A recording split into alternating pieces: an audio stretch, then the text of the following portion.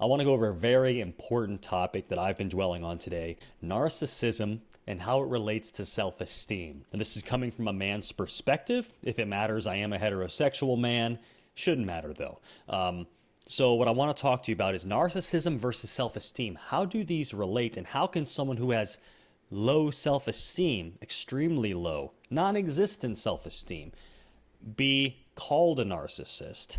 Now, sometimes you want to jump, and part of me wants to jump and say, well, it's not true. A narcissism loves themselves, and someone with low self-esteem or who just keeps self-sabotaging, they hate themselves. So it's not related, but it is, and it can be, and this is how. Okay, so let's look at the definition of narcissism real quick. Let's look at the story real quick, because I'm sure you've seen it. Okay, you've heard Narcissus was a hunter in this region of Greece who was known for his beauty. He rejected all romantic advances, eventually falling in love with his own reflection in a pool of water, staring at it for the remainder of his life until he dropped dead. He could not stop looking at himself, cursed by the gods. Now let's look at the dictionary definition. In Freudian psychiatry, the term narcissism denotes an excessive degree of self-esteem, hold on to that one, or a self-involvement, a condition that's usually a form of emotional immaturity. Bam. This is where I'm going to go with this, okay?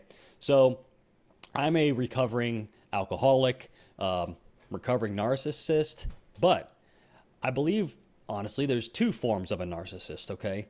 There's one who, actually, let's just say, listen, this is not political at all, but let's just use Donald Trump as an example. I don't know what the man's inner world looks like, but let's just say he really does think he is the greatest thing to ever happen to the country. He believes everything fully about himself. He is invincible. He has tiger blood. Let's just say that is the one form of narcissist, okay, that I have seen, that I have studied. That is, one side of the coin, okay? The other side of the coin, the second type of narcissist, is the one who actually displays narcissistic behavior, like acting full of himself, right?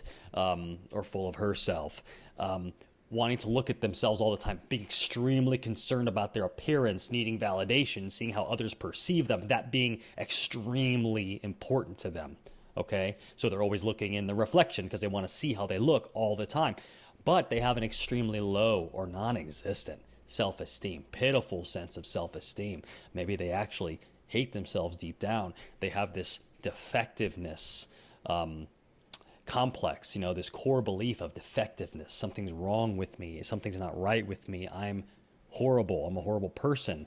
And maybe they feel like all I have to offer are these external things. This reflection is all I have. That's all I'm worth. People say, now I'm speaking from personal experience here, people say I'm kind of good looking and attractive. Well, that's the only good thing I've ever believed, I've heard about myself, that I really believe about myself, because I look in the mirror. Well, I guess I am kind of attractive. People would find me attractive. They latch onto this. But it's not because they freaking love themselves so much, okay? Not because they're blind narcissist, okay? It's because that's all they feel they have to offer. That they need this validation. They need to see that reflection to remember who they are, because they feel like that's all they are. It's a skin deep existence, and it's freaking horrible. So I call that type 2 narcissist, and that's what I considered myself for so many years, and I still fight that battle every day. And that's honestly more of what I see. Even someone, let's just say our man Trump, okay, maybe he actually has those beliefs deep down. I don't know, and that's all I'm going to talk about him in this video, okay? But someone like that, someone who seems that they really do believe that they are the ultimate God's gift. They cannot stop adoring themselves, okay? He thinks there are actually things within him, capabilities, talents, potentials, skills. I think that makes it a much, much, much deeper defect, okay? But if someone's only skin deep in how they see themselves, and that's, they act like they're full of themselves, but it's literally only skin deep. I mean, think of the classic, I hate saying it, but, maybe a woman who just puts on makeup and loves to look at herself and take her selfies from every single angle possible, touch them all up and put them all on Instagram 24/7. That is only skin deep. And oh my gosh, that person most likely is so easy to break and has been through hell, and maybe despises themselves, maybe is scared of doesn't like their own skin, isn't comfortable there. So they seem narcissists, but I think it's because all they have to look at, all they can count on is that reflection, the physical, the mirror, what they see, the skin, the facial features, the physical attractiveness, that's what they know. That's what they abide in. That's all they believe they have to offer. So I see this term narcissism thrown around a lot, and it's kind of become this catch-all, and I don't think that's right. You can't just jump and call anyone who behaves selfishly or cheats or a narcissist. They could be displaying narcissistic qualities or narcissistic behavior, but you don't know where it's coming from. Not that that makes it okay. I'm not making any excuses for treating others poorly. You shouldn't probably be in a relationship with a person who displays this behavior, whether it's because of extremely low self-esteem or because maybe they just fully believe it. Either way, that sucks for you and you shouldn't be there. But I'd like you to take a deeper look and just take a deeper analysis. Don't be so quick to judge and say, oh, this person thinks they're God's gift to men or women. They're horrible. It's ridiculous. They'll never be, a good person. They're a horrible person. I displayed some of those behaviors in the past. And maybe you'll disagree with me. I don't care. I think I have a great heart. I'm very caring. I'm an amazing father. I think I'm very emotionally in touch.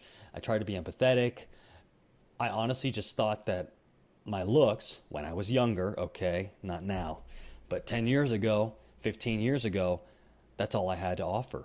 And when a woman told me that I was very physically attractive and I looked in the mirror and I could kind of see it, man, that was so much better than all the terrible shit that would go through my head since I was very young. I'm defective. Something's wrong with me. I'm different. I'm weird. No one wants to be my friend. Guys, for some reason, men don't like me or get along with me. I'm not athletic. There's all these terrible negative self-talk I suffered from my whole life. Again, this feeling of defectiveness since a young child. The physical attractiveness part, the reflection, was a safe haven for me. It's like, well, at least I got this. I can embrace this. This is who I am. Throw some alcohol into the mix. Now, alcohol takes care of the emotional stuff. It blurts it out. I feel this instant closer bond with people. And I got this physical reflection, this narcissism part of me, that makes me feel better as well. And I held on to those two for dear life. Needing validation, needing to see that reflection to remember who I was over and over again, and needing women or the opposite sex to complement that reflection, to complement my physical appearance over and over again as much as possible. And I needed to get drunk as much as possible. Put those two together. I thought I was going to be, if I could just have those two together for the rest of my life 24/7, I would have been a happy man. It's a fucking exhausting way to live. But I'm talking about really the nature of addiction here. And this is how addicts are made, Again, the physical reflection, the physical looks, focusing on that and working out and trying to look as good as possible and primping and all this stuff to look as good as I can, that helped, but it didn't take care of the deep inner stuff. What quieted the deep inner stuff, the voices, the complexes, the fears, the anxieties, not being comfortable in my own skin, underneath my skin, was alcohol, drugs and alcohol, and manipulating, lying, and all the things that go along with drug and alcohol usage, and living such a shallow life of feeling like you're only worth skin. Only your appearance, only what you see in the mirror and nothing underneath, that nothing underneath is good. So that's a deeper take on a narcissist. Okay. There's the one form who perhaps I can't imagine it because I just don't feel that way at all about myself. But I guess there are people who probably think they are literally invincible, amazing, incredible, and they're delusional. And I actually just call that psychosis. That just sounds crazy to me. Because I think actually narcissist himself was probably type 2, like I'm talking about, like me. Okay. Maybe he thought he had nothing else to offer. Maybe there was something deeper in there going on. Okay. But he just could not look away. That he needed to see that reflection to remember who he was. That's all he thought he was. Okay. And that's sad. But I want you to think about it that way and not just jump to the simple definition and know exactly what a narcissist is and use that term too much for people perhaps who are just suffering from low self-esteem and complexes and negative core beliefs about themselves, okay? Who really just maybe need help and need therapy and, don't know another way to live right now, okay? Thanks so much for listening. I rambled on longer than I wanted to, but that's my take on it. And have an amazing night, okay? So again, we talked about narcissism Type 1, what I feel is like maybe this invincible person, I guess. I don't know if they really exist. They're probably crazy if they do. Definitely steer clear of that person who thinks they're literally a walking god. Or type 2, which I think is probably almost everyone who probably gets called a narcissist and is not crazy, who literally just probably has complexes, traumas, fears, incredibly low self-esteem, self-view of themselves, and acts out in this way to try to make themselves feel better and depends on this physical appearance and physical love and material love to make themselves feel better. That's all they believe that they can have. That's all they believe that they're actually worth. Inside, they probably think they're garbage, that they're worthless. And that's pretty sad. So try to feel some empathy for that person. But again, when it comes to a relationship, I'm not advising that it's okay. You probably should not be with a person like this. It can be miserable. I was a person like this who acted in that way for a lot of years and put a lot of people around me through a lot of pain. And now it's just a daily exercise in living and getting better and self-acceptance and prayer and living a new way of life now for several years to get over this and just treat people kinder and not keep hurting others around me. Anyways, guys, thanks so much. Paul Graves here signing off. Have an awesome night. Appreciate your time. If you like, please subscribe, please share. Notice I put that at the very end. I need to get better at this, but please like, please subscribe, share this video to someone you may think find it interesting, okay? Appreciate it. Take care.